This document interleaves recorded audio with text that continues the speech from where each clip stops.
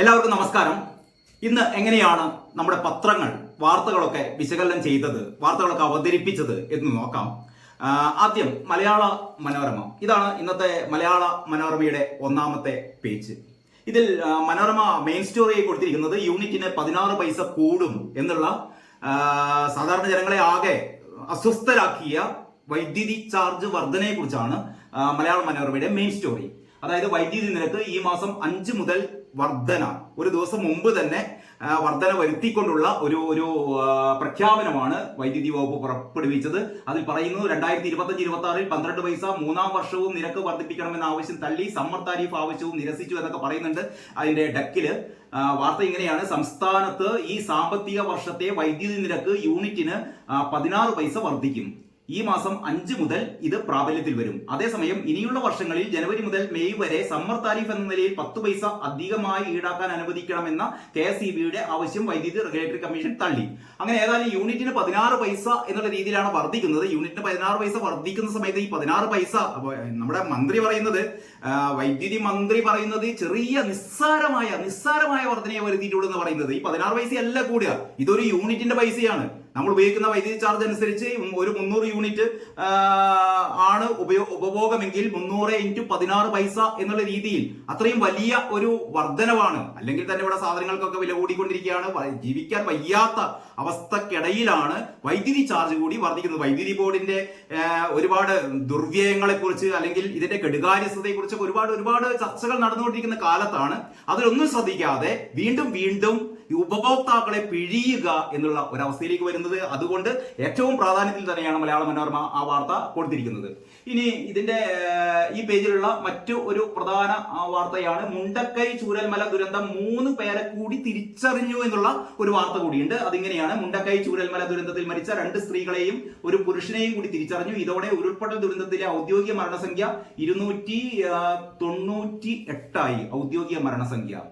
മുണ്ടക്കൈ സ്വദേശികളായ കുളത്തിൽ ഫാത്തിമ, കൈപ്പുള്ളി നുസ്രത്ത്, പിന്നെ ചൂരൽമല സ്വദേശി മാടമ്പാറ പാത്തുമ്മ എന്നിവരെയാണ് DNA പരിശോധനയുടെ തിരിച്ചറിഞ്ഞത്. ഇവരുടെ ശരീരഭാഗങ്ങൾ ഇത്രയും ദിവസങ്ങളല്ല 4.5 മാസം 5 മാസത്തോളമായി ഈ ശരീരഭാഗങ്ങൾ കിട്ടിയതിന്റെ DNA പരിശോധനയിലാണ് ഈ 3 പേരെ കൂടി തിരിച്ചറിഞ്ഞത്. മരിച്ചവരിൽ 254 പേരെ ഇതുവരെ തിരിച്ചറിഞ്ഞിട്ടുണ്ട്. ഇനിയും 44 പേരെ കൂടിയാണ് തിരിച്ചറിയാനുള്ളത് എന്ന വളരെ ഹൃദയം നുറുങ്ങുന്ന ഒരു വാർത്തയാണ് മുണ്ടക്കൈ ചൂരൽമല ദുരന്തത്തെ കുറിച്ചുള്ളത്. മറ്റൊരു പ്രധാന വാർത്ത, ഈടില്ലാത്ത കാർഷിക വായ്പയുടെ പരിധി 2 ലക്ഷമാക്കി എന്നുള്ള ഒരു സിംഗിൾ കോളം വാർത്ത കൂടിയുണ്ട്. അപ്പൊ ഇത്രയുമാണ് മലയാള മനോരമയുടെ ഒന്നാം പേജ്. ഇനി ഉള്ളിലേക്ക് കടന്നാൽ മലയാള മനോരമ ഇതാ മറ്റൊരു ഒന്നാം പേജ് കൂടിയുണ്ട്. അങ്ങനെ 2 ഒന്നാം പേജ് എന്നുള്ള രീതിയിലാണ് പത്രം രൂപകൽപ്പന ചെയ്തത്. ഇതിൽ പറയുന്നത് സ്മാർട്ട് ട്രിക്ക് എന്നാണ് ഇതിന്റെ ഹെഡിങ്. ഈ പേജിലെ പ്രധാന വാർത്തയുടെ തലക്കെട്ട് അങ്ങനെയാണ്: തൊഴിലുറപ്പാക്കാൻ ടീകോമിന് ബാധ്യതയില്ല. കഴിഞ്ഞ ദിവസങ്ങളിൽ ഏറെ ചർച്ചാ വിഷയമായതാണല്ലോ ഈ ടീകോമിന്റെ തട്ടിപ്പ്. ടീകോമിന്റെ തട്ടിപ്പല്ല, യഥാർത്ഥത്തിൽ നമ്മുടെ സംസ്ഥാന സർക്കാരിന്റെ തട്ടിപ്പാണ്.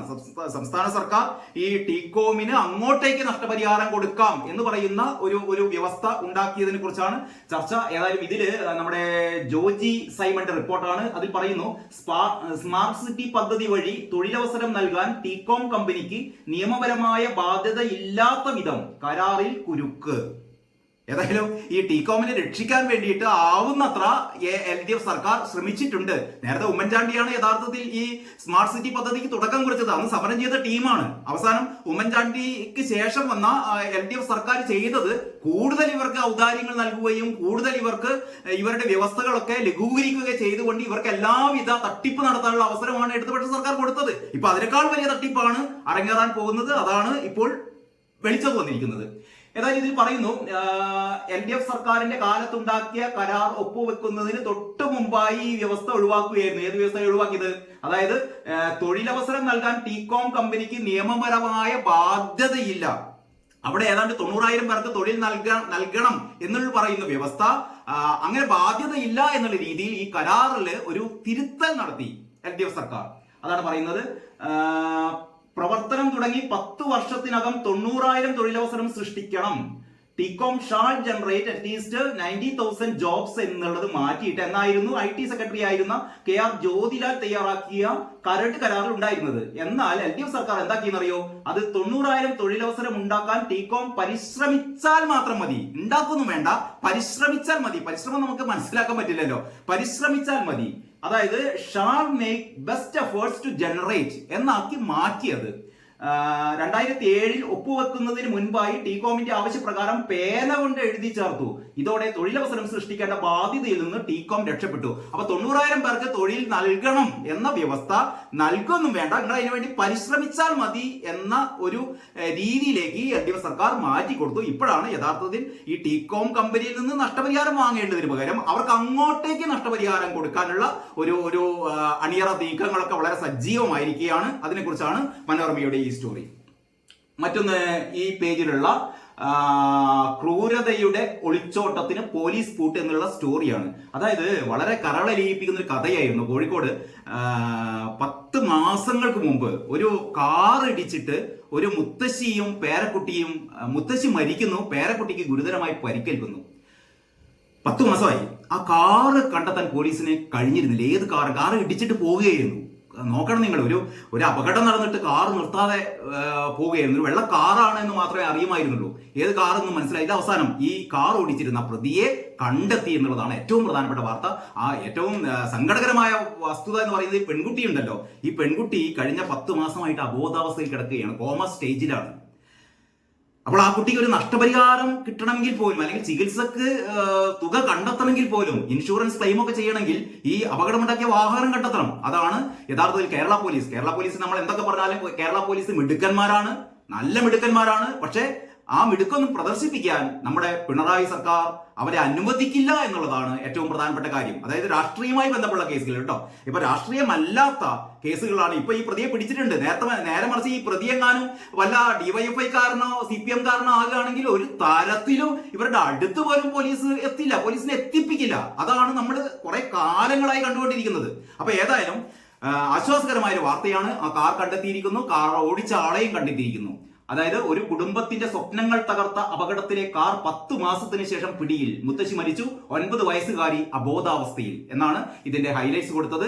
വാർത്ത എങ്ങനെയാണ്? വടകരയിൽ നിന്ന് വന്ന വാർത്തയാണ്. വയോധികയുടെ മരണത്തിനിടയാക്കുകയും 9 വയസ്സുകാരിയെ അബോധാവസ്ഥയിലാക്കുകയും ചെയ്ത അപകടമുണ്ടാക്കിയ കാർ പോലീസ് 10 മാസത്തെ വിദഗ്ധ അന്വേഷണത്തിനൊടുവിൽ കണ്ടെത്തി. കാർ നന്നാക്കി ഇൻഷുറൻസ് തുക നേടിയ ശേഷം ദുബായിലേക്ക് പോയ ഉടമ പുറമേരി മീത്തലത്തിൽ ഷെജീലിനെ നാട്ടിലെത്തിച്ച് അറസ്റ്റ് ചെയ്യാനുള്ള ഒരുക്കങ്ങളും ആരംഭിച്ചു. ഏതായാലും ഈ ഷെജീല് പ്രതി ഇതൊക്കെ ചെയ്തു കഴിഞ്ഞിട്ട് ഇൻഷുറൻസ് തുകയും വാങ്ങിയിട്ട് ഇയാള് ദുബായിലേക്ക് പോയിരിക്കുന്നു. അപ്പൊ ഇയാളെ നാട്ടിലെത്തിക്കാനുള്ള ശ്രമം ആരംഭിച്ചു എന്നുള്ളതാണ് വാർത്ത. മറ്റൊരു പ്രധാനപ്പെട്ട വാർത്ത, ജസ്റ്റിസ് ഹേമ കമ്മിറ്റി റിപ്പോർട്ട് സർക്കാർ വെട്ടിയ ഭാഗങ്ങൾ ഇന്ന് പുറത്തുവിടും. സർക്കാർ ഒരുപാട് ഭാഗങ്ങൾ വെട്ടിമാറ്റിയിരുന്നല്ലോ, അതൊക്കെ പുറത്തുവിടുന്ന പറയുന്നത്. വെട്ടിമാറ്റിയതിൽ ഏതെങ്കിലും പ്രത്യേക സിനിമാ താരത്തെ കുറിച്ചുള്ള പരാമർശമുണ്ടോ തുടങ്ങിയ കാര്യങ്ങൾ നമുക്ക് ഇന്ന് ഒരു രാത്രിയാകുമ്പോഴത്തേക്ക് അറിയാം എന്നാണ് കരുതുന്നത്. മറ്റൊന്ന്, രാജ്യസഭയിൽ അഭിഷേക് സിംഗ്വിയുടെ സീറ്റിൽ നോട്ടുകെട്ട് എന്ന് പറയുന്ന ഒരു വാർത്ത കൂടിയുണ്ട്. അതായത് രാജ്യസഭയിൽ കോൺഗ്രസ് അംഗം അഭിഷേക് മനു സിംഗ്വിക്ക് അനുവദിച്ച 222 നമ്പർ സീറ്റിൽ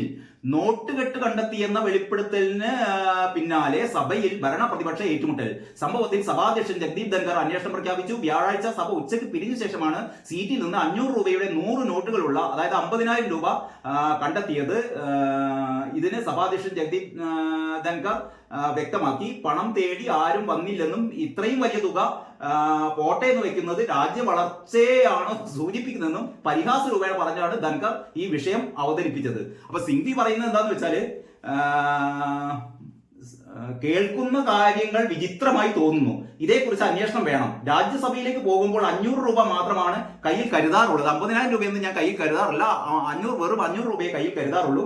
1:30 വരെ ക്യാന്റീനിൽ ഇരുന്ന ശേഷമാണ് മടങ്ങിയത്. അംഗമില്ലാത്ത നേരത്ത് സീറ്റിൽ കഞ്ചാവ് നടാതിരിക്കാനോ പണം കൊണ്ടുവയ്ക്കാതിരിക്കാനോ ചില്ലുകൂട് സ്ഥാപിക്കുന്നതാവും ഭേദമെന്നാണ് സിംഗ്വി പറയുന്നത്. അപ്പൊ സിംഗ്വി പറയുന്നത് മറ്റാരോ തന്നെ ചതിക്കാൻ വേണ്ടിയിട്ട് തന്റെ ഇരിപ്പിടത്തിൽ ഈ 50,000 രൂപ കൊണ്ടുവച്ചതാണ്. ഏതായാലും അന്വേഷണം നടക്കട്ടെ. നമുക്കറിയാലോ സിംഗ്വി ആണോ കൊണ്ടുവന്നത്, അല്ലെങ്കിൽ സിംഗ്വിയെ കൊടുക്കാൻ വേണ്ടിയിട്ട് മറ്റാരെങ്കിലും കൊണ്ടുവച്ചതാണെന്ന് നമുക്ക് അറിയാൻ പറ്റും.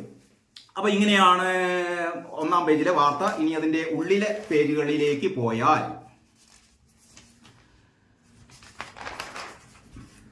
പലിശ കുറയ്ക്കാതെ റിസർവ് ബാങ്ക് എന്ന് പറയുന്ന ഒരു വാർത്ത ബിസിനസ് പേജിലുണ്ട്. പലിശ കുറയ്ക്കാതെ റിസർവ് ബാങ്ക്, അതായത് 6.5% എന്ന റിപ്പോ നിരക്ക് തുടരും. നടപ്പ് സാമ്പത്തിക വർഷത്തെ വളർച്ചാ നിരക്ക് അനുമാനം 7.2% ആയിരുന്നത് 6.6% കുറച്ചു.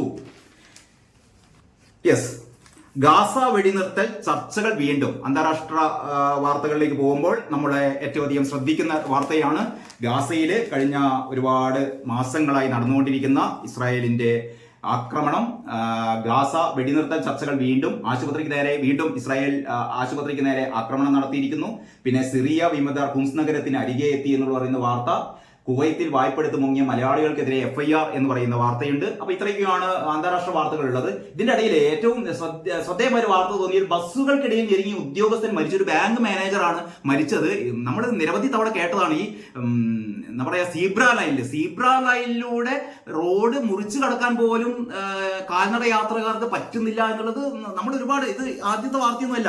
എത്ര പേരാണെന്നറിയോ ഈ സീബ്ര ലൈനിലൂടെ സഞ്ചരിക്കുമ്പോൾ ബസ് ഇടിച്ച് അല്ലെങ്കിൽ വാഹനങ്ങൾ ഇടിച്ച് മരിക്കുക. ഇപ്പൊ തിരുവനന്തപുരത്ത് നടന്നതാണിത്. അതായത് കിഴക്കേക്കോട്ടയിൽ ട്രാഫിക് സിഗ്നലിന് മുന്നിലെ സീബ്ര ലൈനിലൂടെ റോഡ് കുറുകെ കടന്ന ബാങ്ക് ഉദ്യോഗസ്ഥൻ 2 ബസ്സുകൾക്കിടയിൽപ്പെട്ട് ഞെരുങ്ങി മരിച്ചു. ബസ്സുകളുടെ മത്സര ഓട്ടം. പക്ഷെ ഇതിലൊന്ന് KSRTC ബസ്സാണ്. KSRTC ബസ്സിനെ സീബ്ര ലൈനിലെ തൊട്ട് മുന്നിലൂടെ മറികടക്കുന്ന സ്വകാര്യ ബസ്സിന്റെ ഇടയിൽ ഇടുങ്ങിയിട്ടാണ് ഈ പാവം ബാങ്ക് മാനേജർ കൊല്ലപ്പെടുന്നത്. അപ്പൊ ഇങ്ങനെ ഈ സീബ്ര ലൈനിലൂടെ പോലും കാൽനട യാത്രക്കാർക്ക് റോഡ് ക്രോസ് ചെയ്യാൻ പറ്റുന്നില്ല. വിദേശത്തൊക്കെ പലരും പറയുന്നത് കേൾക്കാറുണ്ട്. അതായത് സീബ്ര ലൈനിൽ നമ്മൾ നിന്നാൽ, അതായത് റോഡ് ക്രോസ് ചെയ്യാൻ വേണ്ടിയിട്ട് സീബ്ര ലൈനിന്റെ തൊട്ട് മുന്നിൽ ഒരു കാൽനട യാത്രക്കാരൻ നിന്നാൽ ബസ്സുകൾ, വാഹനങ്ങൾ, മറ്റു വാഹനങ്ങളൊക്കെ നിർത്തി കൊടുത്ത് ഈ റോഡ് ക്രോസ് ചെയ്തിട്ട് മാത്രമേ അവ കടന്നു പോകുന്നുള്ളൂ. ഇതല്ല, നമ്മുടെ ഇവിടെ സീബ്ര ലൈനിലൂടെ ഒരാൾ കടന്നു കഴിഞ്ഞാലും വാഹനങ്ങൾ ഓണടിച്ച് ഇയാളെ തട്ടിയില്ല എന്നുള്ള രീതിയിൽ ചീറിപ്പാഞ്ഞു പോകുന്നത് നമ്മുടെ സ്ഥിരം കാഴ്ചയാണ്. ഇത് നോക്കി നിൽക്കുന്ന പോലീസ് ഉദ്യോഗസ്ഥരും നമ്മുടെ സ്ഥിരം കാഴ്ചയാണ്. ഈ സീബ്ര ലൈനിൽ നിരവധി പേരാണ് കഴിഞ്ഞ മുൻ വർഷങ്ങളിൽ കൊല്ലപ്പെട്ടത്. അങ്ങനെ ഏറ്റവും പുതിയ ഒരു കൊലപാതകം കൂടി, റോഡിലെ നരഹത്യ എന്നൊക്കെ പറയുന്ന ഒരു സംഭവം കൂടി ഉണ്ടായിരിക്കുന്നു.